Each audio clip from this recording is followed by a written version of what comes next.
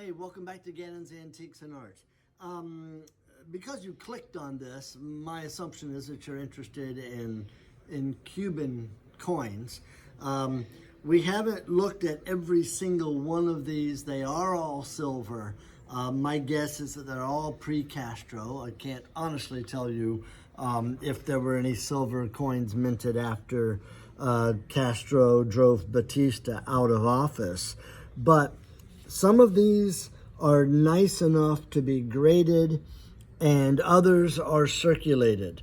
But all of these are silver coins from the island of Cuba that seem to be fairly rare, and we are interested in reaching out to those of you who collect these coins or may know something about them. If you're interested in buying them or simply want to share your expertise with us, please contact us, Gannons Antiques and Art, Fort Myers, Florida, and just be advised we're always looking for this sort of thing.